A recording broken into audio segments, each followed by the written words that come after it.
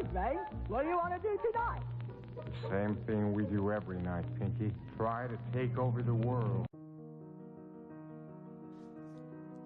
Dollars Want Me, The New Road to Opulence by Henry Harrison Brown. This audio is brought to you by UR Creators, Inc. and is free to use and download. Preface to the first edition. To the reader. This essay upon the dollar appeared in Now as one of a series of 12 lessons entitled Success and How I Won It Through Affirmation. It attracted much attention and drew out from its readers many letters. This appreciation has decided Now folk to reprint it in the form for a wider circulation. This will conserve the purpose for which it was written. I wish to awaken my fellows to a sense of their present possessions and help them to a realization of the principle which controls life's expressions so that living being to them a fine art. They will cease to look for happiness in some far-off heaven, but will enter into the enjoyment of the one they create here and now. It is believed that this little monograph is the first utterance of the thought that each individual has the ability so to radiate his mental forces that he can cause the dollar to feel him, love him, seek him, and thus draw at will all things needed for his unfoldment from the universal supply. It will help you to rise above the drudgery of enforced labor and enable you to enter upon the manifold expressions of life and the joy and spontaneity of childhood. This is the thought which comes to you with this, My Lesson of Success. Henry Harrison Brown. Supply. He who dares assert the I may calmly wait, while hurrying fate meets his demands with sure supply. Helen Wilmans. Harmony. There is neither health nor prosperity without harmony. There is no peace, no health, where there is want, be it want of material supply, wisdom supply, or love supply. Love, truth, and dollars. These are necessary to human well-being. Mind, body, and estate must be cared for. In order that there may be health, happiness, and prosperity, there must be harmony. This harmony is found in merely giving self, the soul, its way. Harmony is living in obedience to mental law. It is found in right thinking. Bane of poverty. Poverty is the main cause of the unrest, the disease, the unease that afflicts mankind. Remove poverty by right thinking, and all attendant evils will disappear. This right thinking means that there shall be on the part of the individual a change of attitude toward the dollar. Mental attitude. The prevalent attitude is want for the dollar, belief that dollars are power. This must be outgrown, and the attitude must be that all power is in man.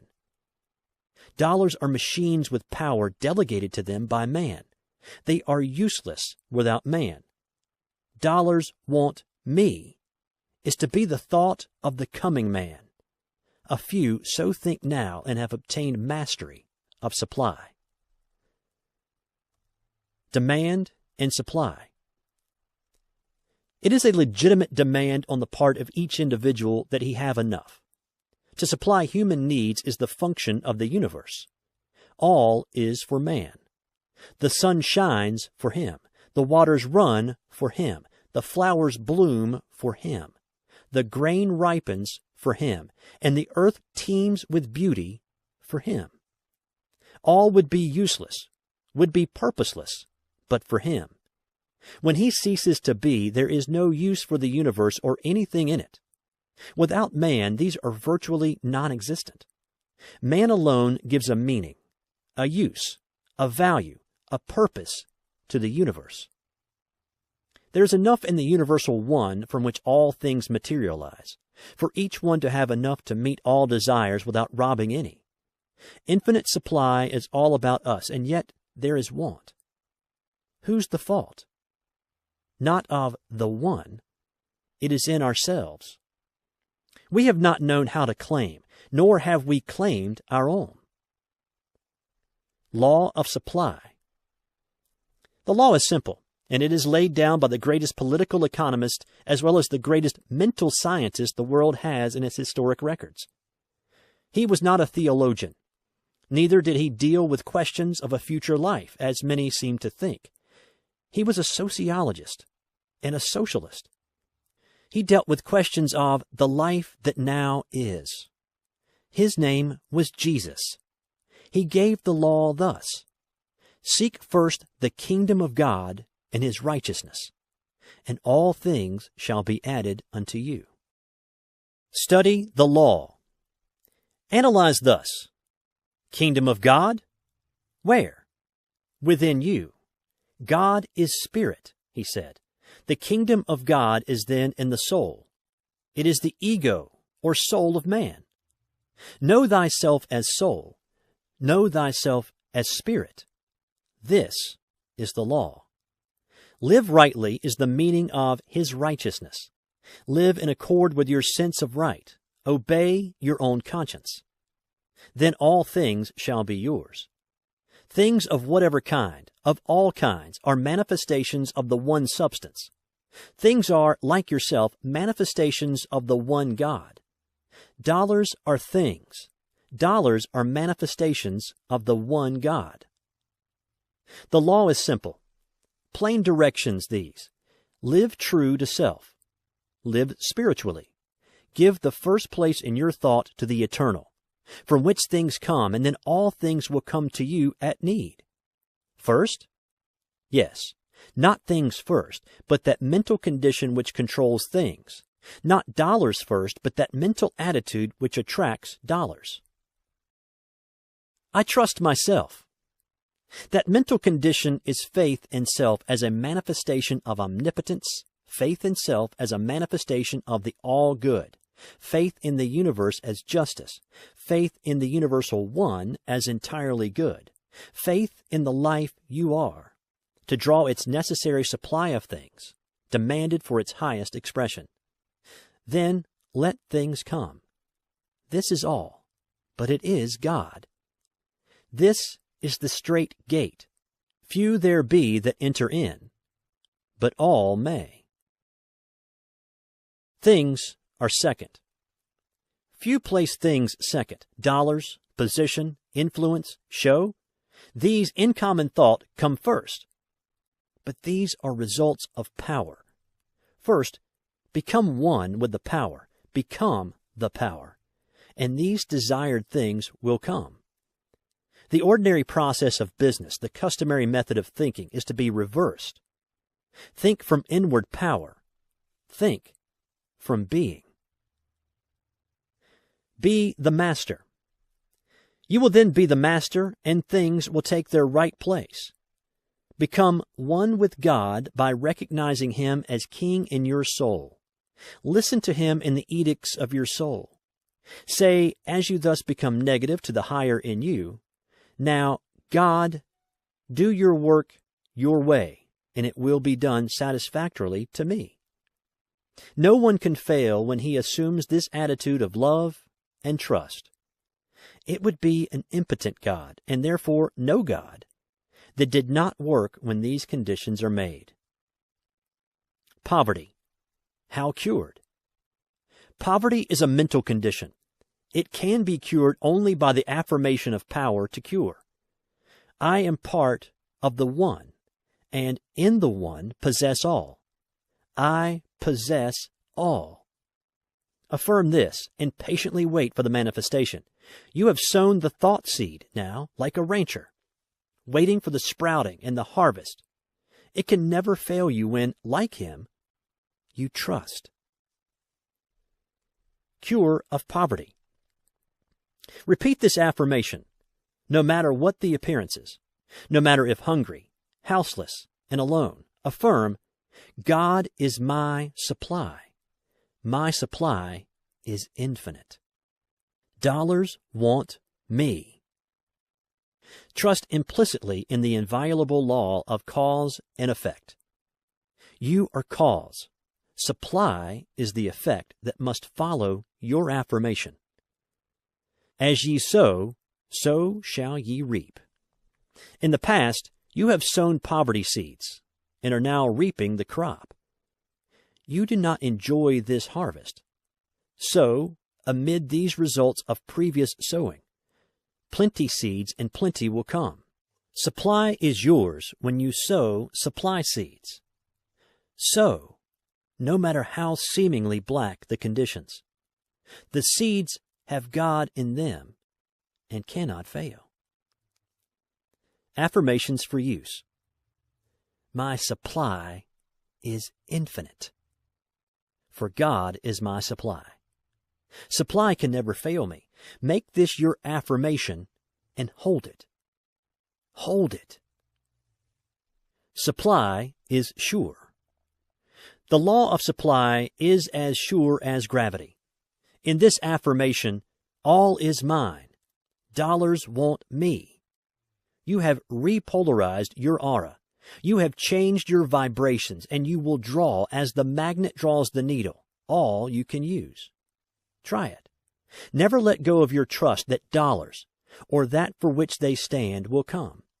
Thy kingdom, O soul, has come, and thy will is done, for God and soul are one. All is mine, 'tis but by asking. Ere I make my silent plea, life unlocks her richest treasures for my waiting eyes to see. Opulence. You conquer fate by thought. If you think the fatal thought of men and institutions, you need never pull the trigger.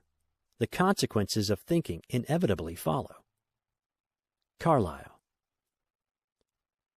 The dollar's side. Personal ideals of necessity must differ, yet, since money represents objective power, its consideration must enter as a factor into every ideal of success. Money represents supply. It stands in our thought for food, clothing, and shelter, for books, pictures, and companionship, for enjoyment, unfoldment, and expression. Material supply is a necessity of life. The dollar is the concrete representative of this necessity. But the dollar also means opportunity for the realization of high ideals. The individual must be free, and until the necessities of life are assured, he is not free. Personal liberty. Thus the dollar stands for individual liberty. Personal liberty finds its basis in pecuniary independence. Financial independence and personal liberty bear very largely the relation of cause and effect. We can almost say that in the popular mind the dollar confers liberty. In soul culture, a mental attitude of superiority to the dollar results in personal liberty. There is no liberty to him who feels himself limited by the want of the dollar. Debt is one of the most tyrannical of masters. Mackay well says, "The debtor is ever a shame-faced dog, with his creditor's name on his collar." There can be no liberty to him who feels the slavery of debt. Ideals of success. Into your ideal of success, therefore, there must be firmly built this ideal of pecuniary independence. This independence does not lie in freedom from debt. Neither does it lie in large bank accounts, nor the possession of property. Monetary success and personal liberty do not go hand in hand. Indeed, the average man of wealth is the veriest slave, enslaved to the necessities that his monetary possessions involve, and a worse slave to his fears. What is success? Success lies in the mental attitude that arises from that sense of personal power which meets every condition without anxiety. That cannot be called success which results in ill health and unhappiness, unrest, or fear. Eliminate these from your ideal, and you have, as a necessary concomitant of success, financial ease. The new thought. In the old competitive thought, men sought business and wanted the dollar. Under the new thought, it is, seek first the kingdom of God and its right living, and all things necessary to my happiness will be added to me. The soul has only to exercise its drawing power. When the conscious mind lets itself be led or drawn, it will be drawn to what it desires. Desire is the magnet. Let it have its way. Trust in your own love of truth and love of goodness, and never question. That you desire it is enough. That you desire it is evidence that it already exists for you on the soul side. Be passive to the desire and let it manifest. This attitude is itself success. What to think? Think positively. Things belong to me. I am already possessor. They will come to me at need. Then let them come. If they do not readily come, hold no anxious thought about them. Having accepted truth that all is mine and that all desired conditions or things will manifest, keep on working in an equable, confident frame of mind, and let them come. Anxiety, doubt, mistrust show that you have not claimed that as realities, but have held them as dreams or possibilities. Until you hold them as realities, they cannot come. The right mental attitude. Change your attitude toward business. Do not seek it. See it mentally already yours, and let it come. Attend yourself to details as they come to the surface. Consider business a principle that will run, as runs a mountain stream, when you remove your conscious will from it. All your concern is to be ready to use this business stream as the ranchman uses the water, as it comes to his ditch. There is but one power, and that is the universal, the infinite power. Business is power. Business is a manifestation of the one power. Use power as does the telegrapher. Let it come, and then direct it. The wisdom for the day comes with the day. Let it come by having faith in self. Work each moment as if what you desire were here, and it is here. Place of money.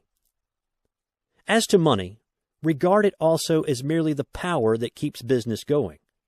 Welcome its coming and rejoice at its going. It never does its work until, like water in the stream, it has passed under the wheel. The hoarded dollar does not work and is of no real value to you. The dollar you spend is the only one you really have, for by the experience of spending it, you gain a growth, an enlargement that is yours forever. You are power. Money is only delegated power. You direct its expression. Change your attitude toward money. It is not the almighty dollar. Almighty power uses the dollar. Say to the dollar, I do not need you. You need me. You are of no use until my brain and hand use you. You wish to be used. You come to me that you may be used. I do not need a dollar. Dollars need me.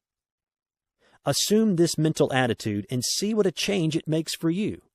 When you have changed your aura, dollars will be drawn. You need not think of their coming, for they will come to you through the opportunities which this new mental attitude will reveal to you.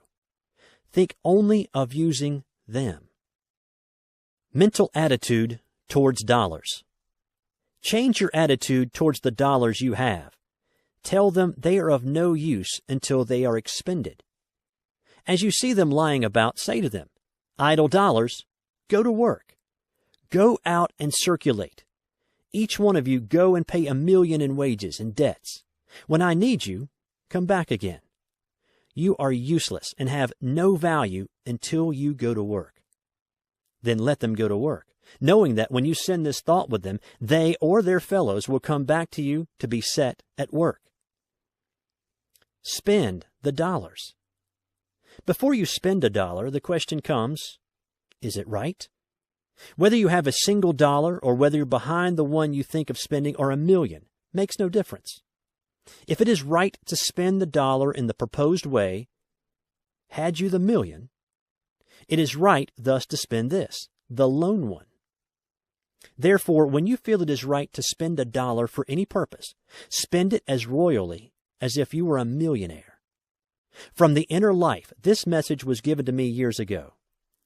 Let a thought of use stand guard over your purse, and then spend freely. Amend this by affirming, a thought of the righteousness of the spending stands guard over my dollars, and I send them forth with blessing. Thoughts do the work. These dollars, like every thought of good you send out, will return to bless. You do business with thoughts only. Dollars are but materialized thoughts. Each dollar in any man's hand represents his thought in material form. Send out at all times with your dollars the thoughts you wish to return to you. For what you sow in your dollars, you reap in dollars that either do or do not come back to you. Put the thought of success, happiness, and health into every dollar that passes out, and it will return so laden. Poles of thought. Having acquired the proper mental attitude, there is something necessary for you to draw the dollar. Your magnet of desire must have two poles. First, you must have something which the world needs and is willing to pay for. In this respect, you must follow the law of supply and demand. You must honestly feel that you will give the dollar's worth for every dollar that you desire. Secondly, you must, in all sincerity, dedicate every dollar that comes to you to noble service. You can then feel that dollars want you, that through them you can give what you have of value to the world. Feel that dollars wish you to use them for the accomplishment of your purpose to use them justly. With this ideal, you can conscientiously invite dollars, and they will come. They need your heart, brain, and hand that they may benefit the world. What are dollars?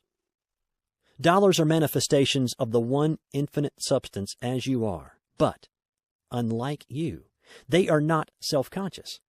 They have no power till you give them power. Make them feel this through your thought vibrations as you feel the importance of your work. They will then come to you to be used. They will not come, nor can you in this thought draw them to be hoarded. Use, helpfulness, and happiness must be in your thought of success. This held firmly, perseveringly as your affirmation will turn the current of dollars your way. What to think? Your thought should be, I possess that which the world wants. Dollars want me to use them in scattering that which I have to bless. Use these affirmations persistently. Dollars love me. Dollars want me. I am ready to use dollars, and they only come to me to be used. Make no limit as to the amount. Claim abundance. Claim all you can use for good, all that is needed to enable you to be useful and happy. Abundant supply be your demand. Time a factor. In all your self-culture, you are to remember that time is a necessary factor in unfoldment. It is not a measure of duration. This mistake of measuring time by the figures on a dial will never do in this culture. Time is to be measured by growth. Some may grow more while the hands count 24 hours than others in 10 times that. Take no thought of time. You have all there is. You are spirit, or mind if you prefer the word, and have all eternity. Seeds require time to germinate, grow, leaf, bud, bloom, blossom, and fruit. Each thought, each change in your ideal is a seed.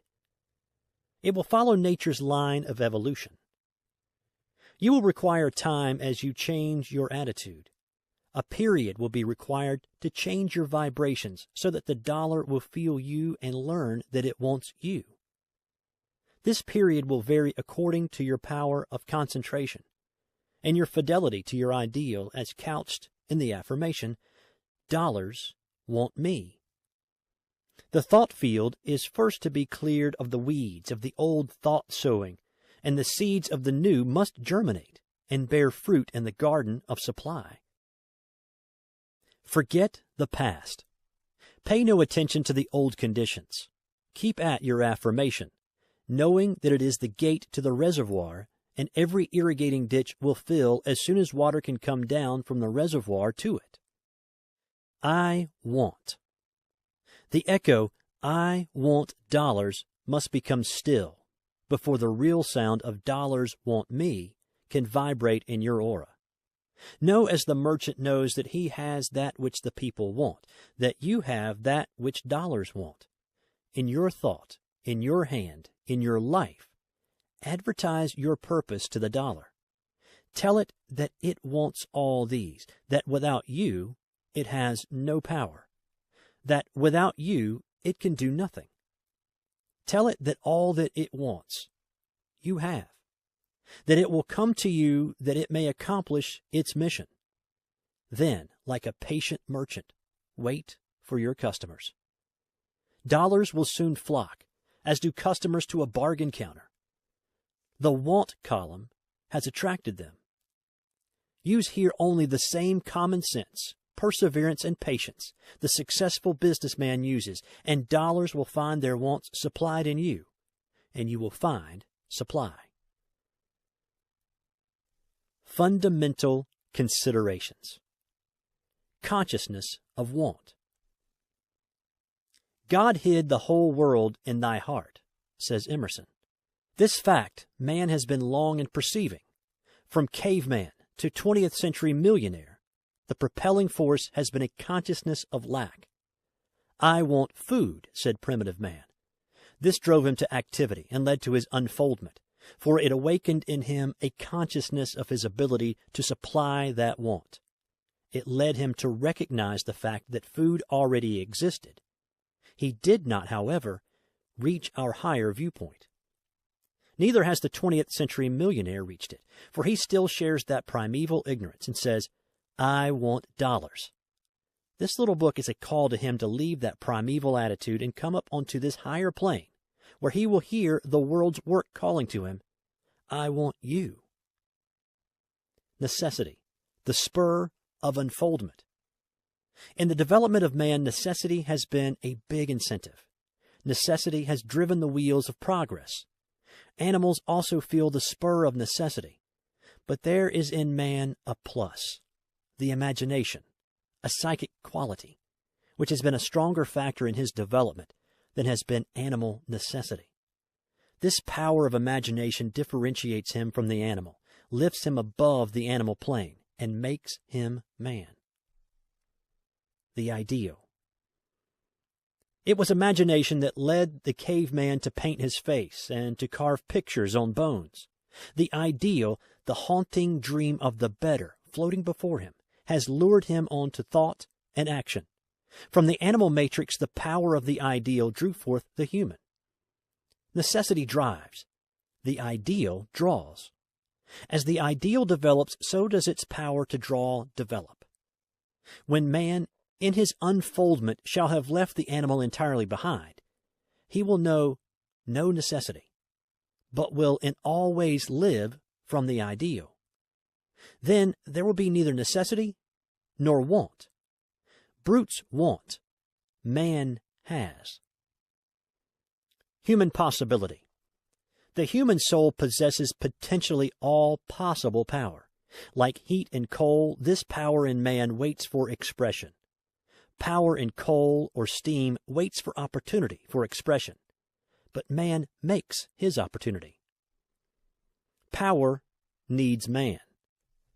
As fast as man learns that the power in coal, electricity, or radium waits for him to use it, he puts them to use and learns that from all eternity they have waited for the thought necessary to direct them in work for him.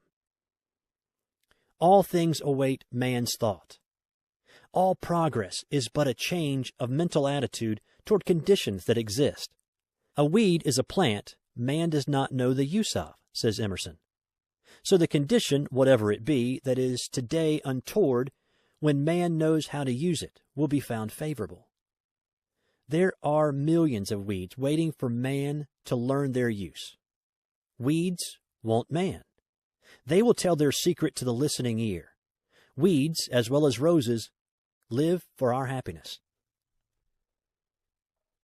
The ideal leads to discoveries. Desire for something new led man to find coloring matter in what were useless weeds, to find food in others and in others clothing and building material. Plants, minerals, and unknown forces are still waiting for man to use them. Man is ever to think, new forces want me. Love of the ideal. Love for the ideal leads to desire. Desire leads to action. Action converts untoward conditions into the actual ideal. In the old thought, man was controlled by want. He was ignorant of his place and power in nature. In this thought of want, he labored. Ave, even in his religious life, he wrought in the want of heaven. But the fact is, heaven holds out rewards for man because it wants him. Want is lack of manhood. Want is born from the non-intelligence of the brute, which man has not yet outgrown. The individual, conscious of his power, does not want. He knows that whatever is needed for his health, happiness, and unfoldment already is. All he needs to know is where and how to get it. The psalmist said in a most matter-of-fact way, "The Lord is my shepherd, I shall not want." Why? Because the power that called him into being prepared conditions for him before he came. Jesus saw the same truth in the realization that he was an integral portion of the universe. He said, "I and my Father are one. All things that the Father hath are mine." And he had learned how to get them. He could not lack. He knew his power. Even the wind and the sea obeyed him. Nature's demand. Things for man and not man for things. Whoever realizes this truth cannot want. All nature wants him, is constantly bidding for him, and even lying in wait for him. Opportunities are ever present for man to use. Power and things which represent power are at all times present for his unfolding into consciousness of himself as being. As a child of infinite wisdom, the constant enlargement of this consciousness causes a constant change of mental attitude, so that man learns to use opportunities and conditions instead of being used by them. Worth of a man. When once an individual has reached this consciousness of himself, he realizes the value of Emerson's admonition. Let a man know his worth and keep things under his feet. Let him not peep or steal or skulk up and down like a charity boy, a bastard, or an interloper in the world which exists for him. He will know that all that is for the unfolding into consciousness of the embryo, God, which he is. Following the ideal. He will follow in love his ideal, and there will constantly open fields of activity that want him. There will constantly be more power asking him to harness it. In radium, he is finding now only the promise of future knowledge, of vaster use. Power is an atmosphere that cannot be limited or lessened. In consciousness of himself as power to use power, man will not seek to possess things, but will learn to use things. Thus will a law be fulfilled. Seek first the kingdom. Then will things be added. No life waste. This truth perceived, man will not waste life in hoarding and clinging to things. Each day he will use, in love, everything that is his to use, and thus will develop his power to draw other things that want him to use them. He will gradually unfold the ability to see and improve the incessant opportunities that force themselves upon him. He will come to know that nature wants his thought, and love to help her express her latent forces, which are merely waiting for the hand of man to loose for his use. Nothing has value save that which adds to man's health, happiness, or usefulness. Says James Freeman Clarke, nature writes upon all her works, service to man. Inventions. The power of the inventions of Watt, Stephenson, Edison and Langley to revolutionize civilization is small compared with the transforming power flowing through the mental attitude expressed in the thought, things want me. Dollars want me. Nature wants me. God wants me. Power of truth. Every new perception of truth causes changes in every line of thought and endeavor. Not an avenue of human expression, but was changed by Copernicus and by Darwin, Wallace, and Spencer. The truth that a tan is wanted will work a greater advancement in spiritual welfare than these perceptions of scientist and philosopher have wrought in material and intellectual good. Universal principle. The principle is universal.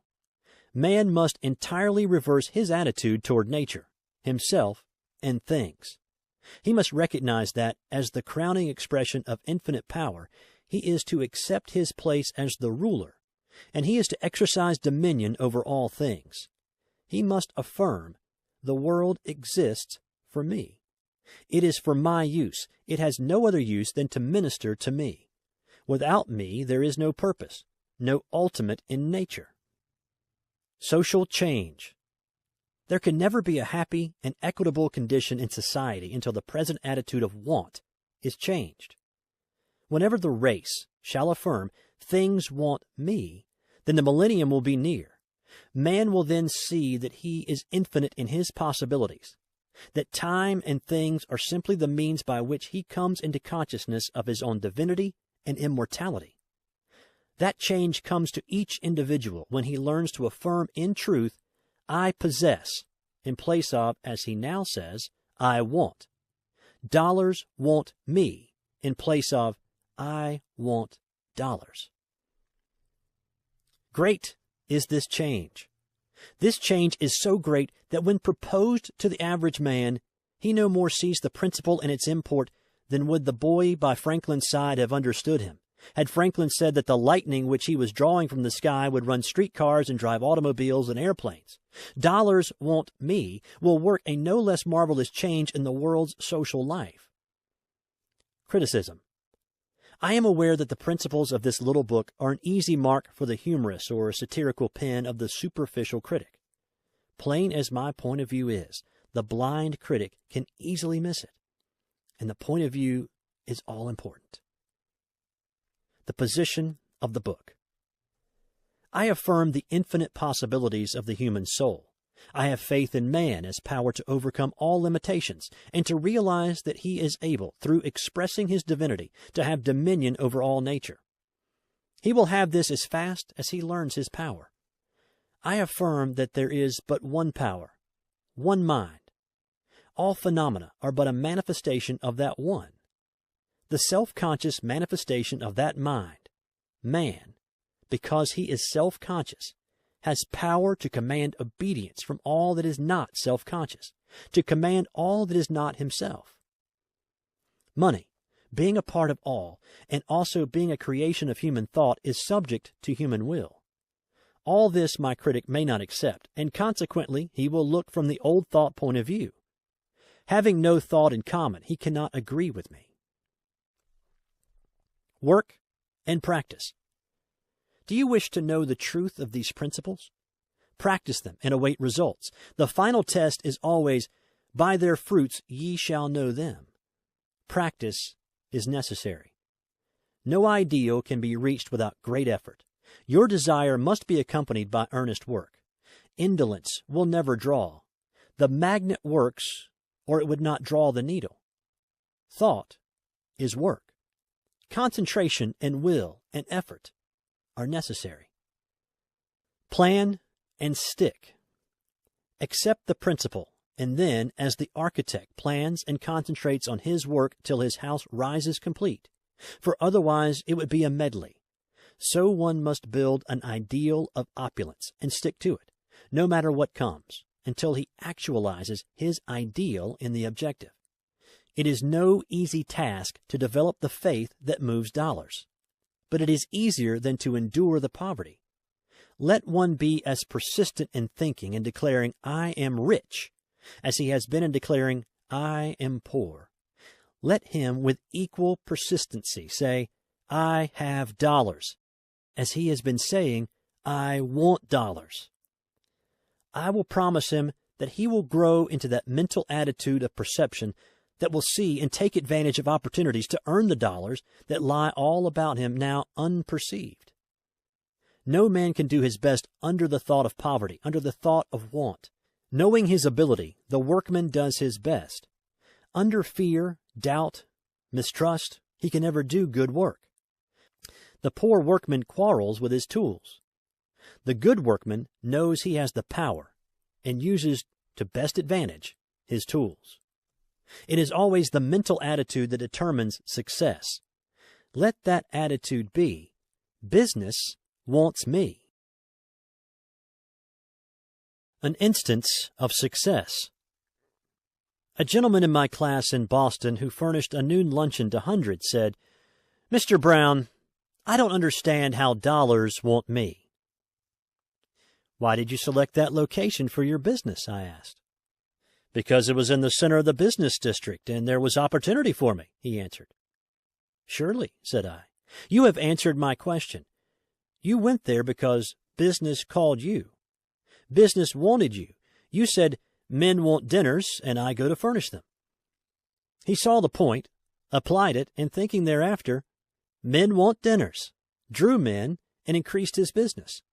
We radiate a mental atmosphere that is sensed and is potent. He who says, I want your dollars, repels you. He who says, you want my goods, and I'm glad to serve you, draws business. Rockefeller. When you realize the power of mind through concentration and right thinking, you will see that the great financiers each unconsciously applied the law which this book teaches.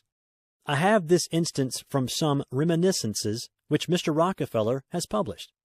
As our success began, I seldom put my head upon the pillow at night without speaking a few words to myself in this wise. Now a little success. Soon you will fall down. Soon you will be overthrown. Because you think you are quite a merchant. Look out, or you will lose your head. Go steady. These intimate conversations with myself, I am sure, had a great influence in my life. I was afraid I could not stand prosperity, and I tried to teach myself not to get puffed up with any foolish notions. Talk to yourself. Treat yourself as teacher and pupil, as doctor and patient. With constraining directness, make your affirmations to yourself. Only thus can you open up the sources of infinite power that are within you. This talk in E is best done in formulas, positively expressing, I am. Affirmations for success. The teachings of preceding pages have been necessary that you, my reader, may fully understand the principle of affirmation. Now I will give you some examples in the way of affirmations that, if you will repeat them until it becomes a habit for you to think along their lines of thought as automatically and persistently as you have in the old lines, will so completely change your life expression that you will, in comparison with your past, seem like a new person. What to avoid? Avoid negative expression. Never use words that are not in line with your desire. Here are 3 expressions to avoid. I cannot afford it. It is common when one desires a thing and does not feel that he can expend the cash for it to say, I cannot afford it. For what are the dollars in your purse? To spend. Can you afford to spend them? Is it not that for which you have them? You do not mean that you cannot afford. This thought makes you the servant of the dollar. What you really mean is, I do not feel that this thing is the one I can best buy now. I prefer to use the dollar in other ways. This is the proper attitude of mind. In it, you continue to be the master and the dollar is subject to your decision. This may seem like a very little thing, but it is the most important thought you can apply in your career for success. It is dollars want me thought, and not the thought, I want dollars to tell me what I shall do with them. A gentleman once said to me, I'd like to buy some of your books, but I cannot afford it. Excuse me, said I. You smoke 10-cent cigars? Certainly, was his reply. At least 5 a day? Sure, he said. You can afford them? I do. Then you will pardon me. You should have said, I can afford to buy some books if I decide, but I prefer to spend the dollar for cigars. This is your privilege. Exercise your personal liberty and be master of your pocketbook and say, I spend the dollar as I desire. I have spent so much. This is the second expression to avoid. Have you spent or exchanged that which represented value for something of value which it stood for? You bought a suit of clothes. $20 exchanged for clothes. In taking an account of stock, you only changed $20 from cash to assets. Your account balance is the same. Investment.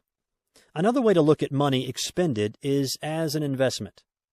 $50 invested in mining stock, and you look for dividends. So invest every dollar that passes out of your hands.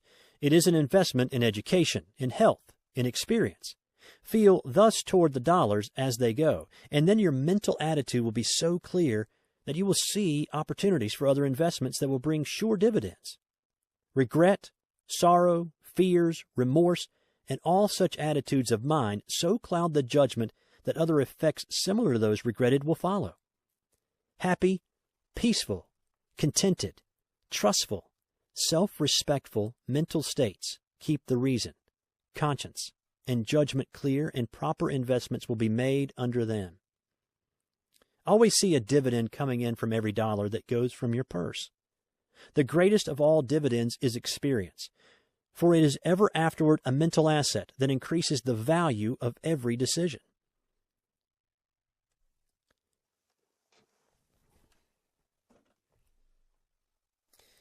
I've lost so much. This, the third expression to avoid, is akin to the spending idea, but worse. Away with it. The lesson learned is worth all it cost. Nature always gives measure for measure. So much experience for future guidance is always adequate recompense. All one gets out of life is the result of experience.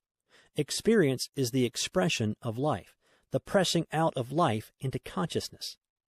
All our present consciousness is the result of experience. The presence is but adding through experience to the sum total of our consciousness. So is it true that we act with all our past and think in the present? For this reason, no one has any cause to regret or repent or be sorry for any experience. One is today in consciousness all that he has expressed of the infinite possibilities of the soul. Let him say, I have always expressed as my reason, my desire, and my will have determined. I have learned by experience what expression brings happiness and what misery. According to my power to choose, to decide, and to persist, have I used the experience.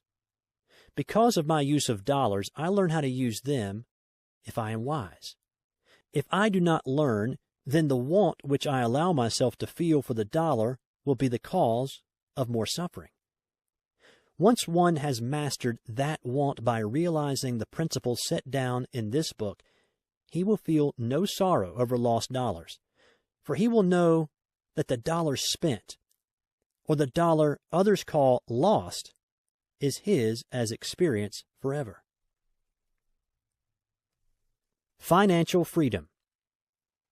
Financial freedom is the real desire which actuates men in their labors for the dollar. That freedom will never come as long as one puts in the dollar any power to add to or to detract from his happiness. Until he realizes that it is his attitude toward the use of the dollar that will bring satisfaction, there will always be the cry of want. Affirmations.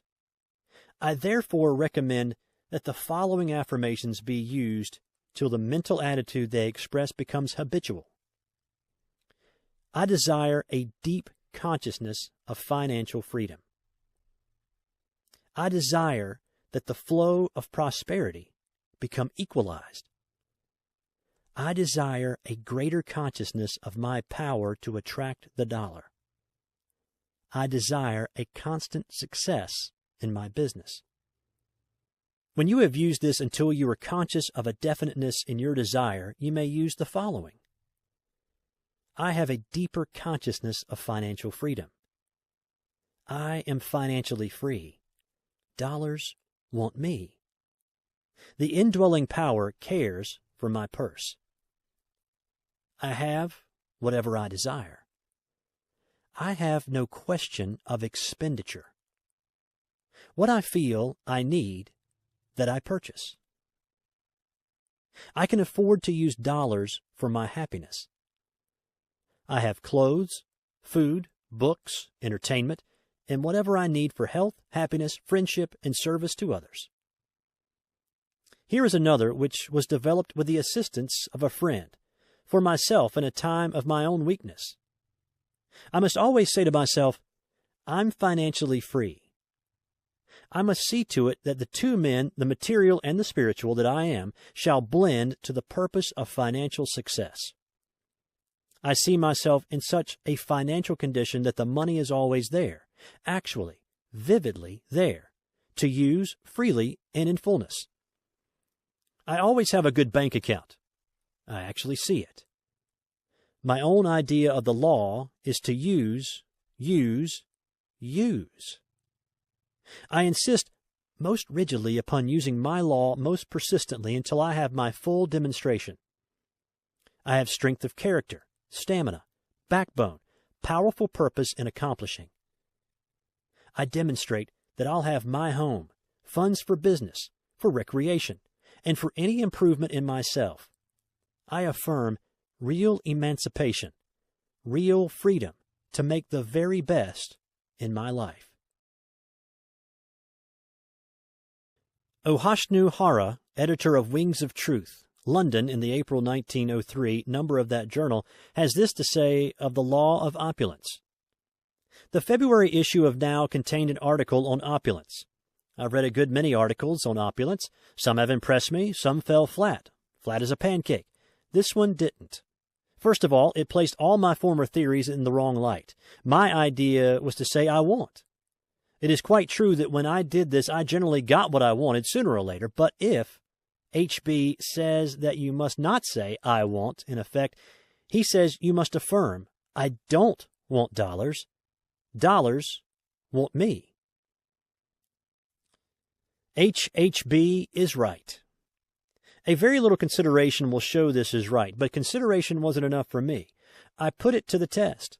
The first 5 days, my receipts fell almost to zero, but I was determined to hang on. I felt it was right, that the drop in my business was due to the readjustment of the vibrations. For long experience has taught me that you cannot turn round from one method of thought to another very suddenly without disturbing the currents, and these have to get readjusted to the new rate of vibration before you can work them. The 6th day, my patience was amply rewarded. For every one order I had been in the habit of receiving, I got 20, and it has kept me up ever since. The honey pot. Now, I never weaken my position by affirming that I want anything.